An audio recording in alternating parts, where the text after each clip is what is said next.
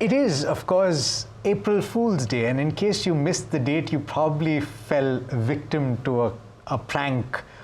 But some of these pranks are not very painful. What is painful is falling prey to a scamster and losing money. And this is something that is emerging as an increasing threat to a lot of us. In fact, I'm reading off my phone right now. Yesterday, I got a couple of messages back to back from local mobile numbers. It says, ICICI Bank notice you have 3,022 points expiring in 24 hours. Click hyperlink to redeem your gift. Now, obviously, I know enough to know that this is probably a scam, and so I did not click it, but a lot of people end up doing that. What are the various scams that are currently prevalent, and how should you guard against this? I'm joined today by Yashasvi Yadav, Additional Director General of Police, Maharashtra Cybercrime Department. Sir, thanks so much for taking the time. And I'm sure that you're getting a lot of complaints every single day. So to begin with, what are the prevailing scams right now, and how should you guard against it? Okay, thank you. It's a privilege to be part of this illustrious forum. Cybercrime as a crime has evolved in the last few years, and now it occupies the numero uno, or the #1 position in organized crime syndicate globally. As per a recent Forbes report, the revenues of cybercrime last year were about $6 trillion, which is about twice India's economy. So that's the kind of money, that's the kind of resources that are being generated by cybercrime. And it is no longer an activity done by a computer savant wearing a hoodie, whirring away on his keyboard, but it's a workforce activity, it's an organized crime, it's a factory-like setup where people are only doing cybercrime to earn a lot of revenues. So this is the stereotype of cybercrime, which has evolved and changed. Add to it that in India, there are about 70 crore or 700 million smartphones. Each smartphone is like a powerful computer on the palm of a citizen. So the corresponding cybersecurity norms or cyber hygienic behavior has to percolate so that the citizens or the netizens can act judiciously and follow the norms of cybersecurity. So because of this, cybercrime is exploding, growing exponentially in India as well as globally. The major kind of cybercrimes that you asked are online financial frauds, which include investment frauds in which a magnificent or a splendid amount of return is promised. And once the money is invested, initially some money is given to the investor or the victim so that he believes that this is actually a wonderful scheme. And once he has fallen prey to it, believed in the nuances of the scamster, this money never returns and the person is left with no choice but to come to cybercrime department. So the awareness is a very, very important remedy to fight cybercrime, especially the online investment type of cybercrimes. Another type of cybercrime that happens is OTP frauds, where the criminal wants to somehow usurp the OTP of the victim, like the example you just gave, where he makes the victim click onto a clickbait link, which actually is a malicious or a software or a malware, which hacks the victim's computer, gets all the OTPs, and in a jiffy empties the bank account of the victim.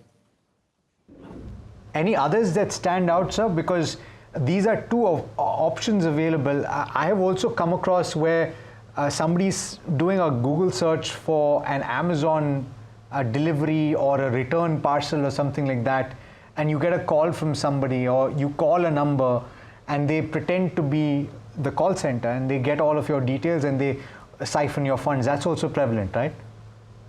See, cybercrime, especially the online financial frauds you're talking about, it's a hydra-headed monster. It changes the modus operandi every single day. So if we start talking about various types of cybercrime, we would run out of the modus operandi being adopted, they are so numerous in number.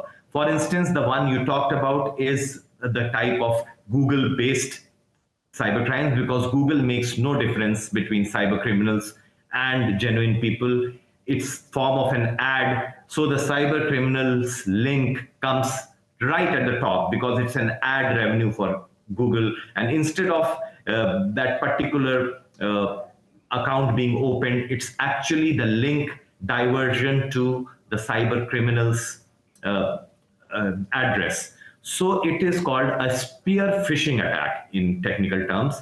Phishing means making an exact replica of the original website or an app or a portal, and then directing the victim to that website so that he clickbaits on some malicious link or parts with some very useful data. So let's talk about what the risk. Of course, prevention is better than the cure, right? So you're talking about being aware, and you pointed that out already. But is there a golden window when a citizen who has been a victim of a scam like this can get in touch with the police department, and is there a golden window in which these things can be rectified? Yeah, that's a very pertinent question you asked, because what happens if a person falls victim? The best way is to prevent the crime or preempt the crime from happening, which is general dissemination of awareness. Like you had the awareness and you did not click on the clickbait offered to you by ICICI Bank, the example that you gave in the very beginning. Had you not been aware, you might have been tempted to click on that particular link and your whole phone would have been hacked. All your photographs, contact lists, and your whatever you type, keylogger, etc., everything would have been hacked or at least partially hacked. So what happens when a victim actually finds out that he has been made a fool of and he has lost the money and the returns are nowhere to be seen? So the first thing that a person has to do is to rely on two helplines that Maharashtra Cyber Department has enunciated. Number one helpline is 1930. It is the specifically for financial frauds, and another helpline is 1945, which is for all types of cyber crimes, including sextortion, ransomware, leakage of data, etc., pornography, etc., any types of cybercrime. So these two helplines are not just helplines. In fact, helpline is a misnomer. They are very powerful tools for fighting cybercrime because the helplines are managed by cyber experts. So whenever you dial these helplines in Maharashtra, 1930 is applicable all over India and 1945 is specifically for Maharashtra. Whenever a victim dials these helplines, a cyber expert attends to his or her call, and then the process of law is set into motion. And even an online FIR can be registered through these helplines. So they are not just call centers or mere helplines, they are the process by which the law is set into motion. Now people say that when you have lost your money, the golden hour is 1 hour. That means if you report within 1 hour, chances of getting your money back is very high. Let me explain this process a little bit. When a victim reports a cybercrime or where he has lost money, then our cyber expert contacts all the banks. We have a hotline with all the banks and understanding with all the banks, and immediately where the monies have been transferred, those accounts are frozen. For instance, if the victim's money has been transferred to 20 accounts, those 20 accounts would be instantly or within a few minutes frozen. So if the money is not being taken out of the system, chances of victim getting this money back are very high. But it is wrong to assume that a victim has about 1 hour, because 1 hour is a huge amount of time for the scamster to take out the money from the system, either through ATMs or through physical withdrawals or through cryptocurrency transfers, etc.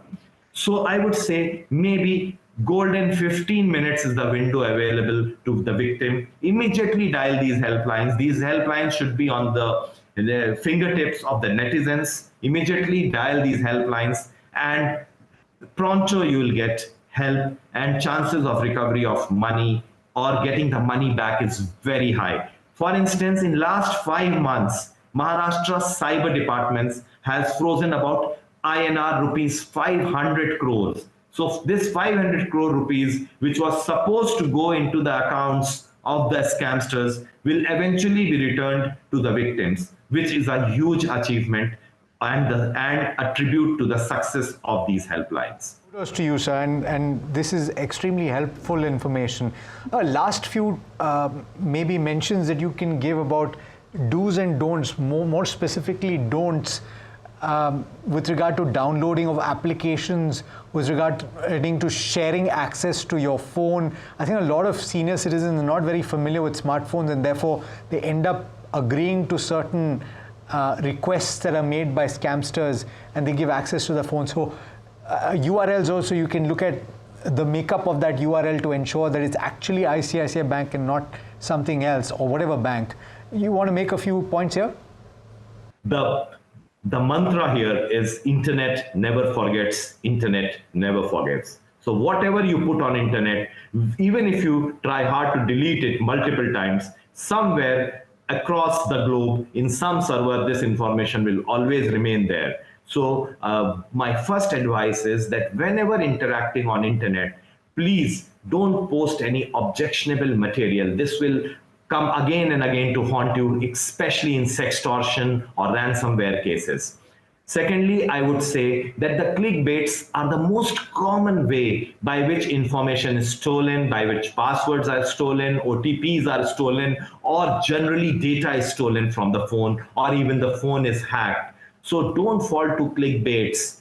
And thirdly, I would say that a bank never makes a call to any customer and asks about his PIN, password, or CVV number. So if a bank is asking for any of this information, that means it's not the real bank, it's a scamster. So no bank will ask on phone the password, CVV, or PIN. Similarly, there is no provision of digital arrest in any law in Government of India. So Indian government, no agency, be it police, be it enforcement directorate, be it CBI or any other law enforcement agency, will never subject you to digital arrest. So if any scamster is saying that you are under digital arrest, please report him on these two helpline numbers that I've already mentioned, 1930 and 1945. And please, when you buy a smartphone, you are buying a very powerful supercomputer. So please read about the do's and don'ts, because the list is so exhaustive. If I start reading it, it will take a few hours to read it. But gradually one can grasp this list of cyber hygienic behavior. And once this behavior is inculcated in the netizens, I'm sure 90% of cybercrime can be eradicated. Another way of eradicating cybercrime is to ban darknet. Darknet serves no purpose, no useful purpose, and is a sanctuary of illicit activities and illegal items. One can even hire contract killers through darknet, order weapons, buy passwords, buy malware, etc. These services are offered on darknet.